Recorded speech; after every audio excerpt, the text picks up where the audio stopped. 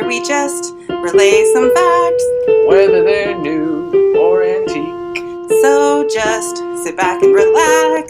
It's time for What's Up This Week. Hello everyone, and welcome to What's Up This Week, your weekly dose of facts and trivia from University Branch Library.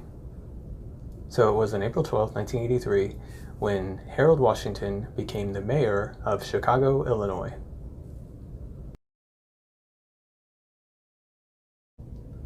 Washington was born in the city in 1922. The son of Roy and Bertha Washington, his sister was Geneva, and his brothers were Edward and Roy Jr. Washington's mother left her husband and children when Washington was quite young. Roy and Bertha divorced in 1928. Harold Washington was then raised by his father. Years later, after the United States entered World War II, Washington was drafted into the Army. And in 1946, after completing his service, the 20-something Washington enrolled at Roosevelt College and graduated a few years later. He then attended and earned a degree from Northwestern University School of Law. In the next decade, Washington began practicing law and succeeded his father as a precinct captain in the 3rd Ward Regular Democratic Organization in 1954. In 1960, he became an arbitrator for the Illinois Industrial Commission, a job he held for 4 years. Washington's career got even more political when he served in the Illinois House of Representatives from 1965 to 1976. He followed that with his service in the Illinois State Senate for the remainder of the decade. Then he was elected to the United States House of Representatives and served from 1980 to 1983. Harold Washington was a constant advocate for civil rights. He worked toward extending the provisions of the 1965 Federal Voting Rights Act. He was even chosen by the Congressional Black Caucus, or CBC, for the major legislation. Additionally, he denounced proposals to weaken the enforcement of affirmative action and continued to endorse the Equal Rights Amendment, or ERA. In 1983, though, Washington was encouraged to run for the mayoral seat in Chicago, and ultimately he did. In the primary, he ran against the incumbent mayor, Jane Byrne, and Richard M. Daley, the son of the late former mayor. Then, in the general election, Harold Washington defeated former Illinois state legislator Bernard Epton to become Chicago's first black mayor.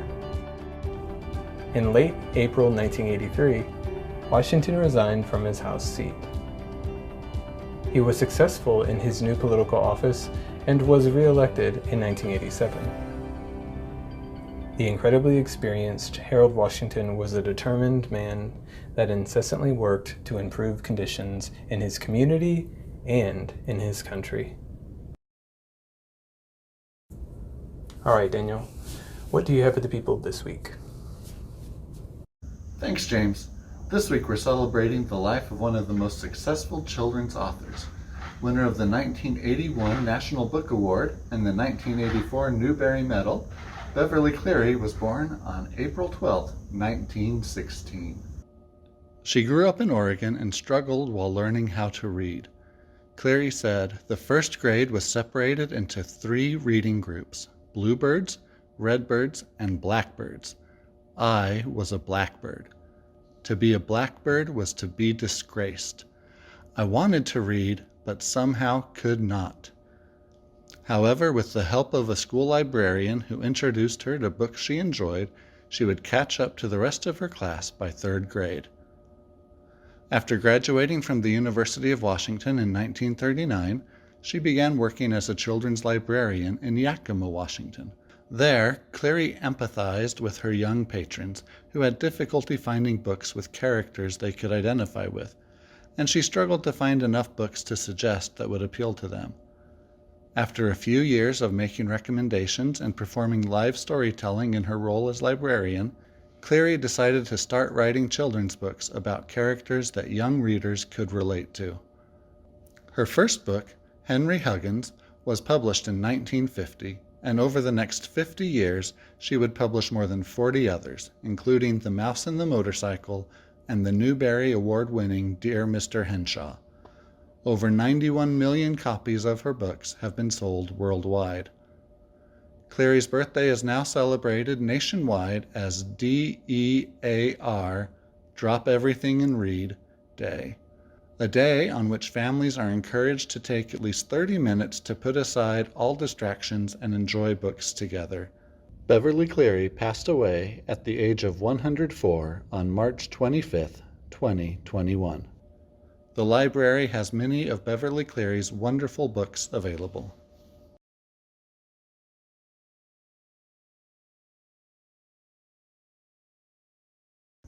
That's it for me.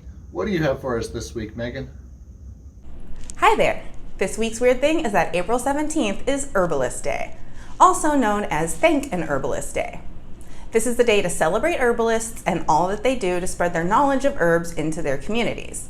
Herbalists are people who use plants for healing, and chances are that you don't know any personally, so it would be difficult for you to find one to thank.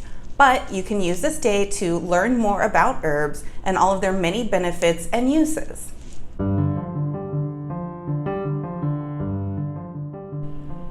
When you think of herbs, I bet the first thing that comes to mind is food.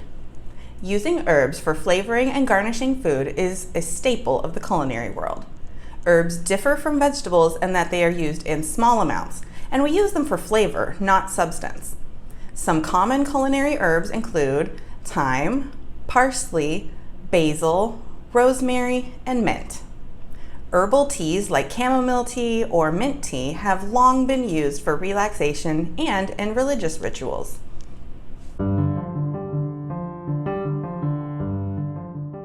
Herbs have been used for medicinal purposes since the Paleolithic age, which was about 60,000 years ago. They were the foundation of traditional Chinese medicine as well as the Ayurveda system in India. Even our Western medicines have their roots in herbal healing. A Roman physician named Galen was known to create herbal remedies with up to 100 ingredients in the year 162. And Nicholas Culpeper, an herbalist in the 1600s England, questioned traditional methods of medicine and extensively researched herbs and their medicinal uses. He became quite the authority on the topic. Some of his remedies are still popular with alternative holistic healers today. He contributed to the evolution of modern pharmaceuticals, and some drugs are still extracted from raw herbs before being purified to meet pharmaceutical standards.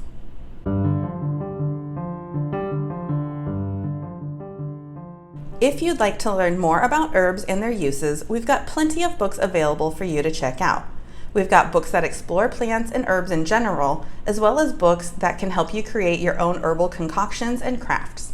To learn more about the history, we have a biography of Nicholas Culpeper, as well as his classic book of herbal remedies, Complete Herbal, with modern commentary.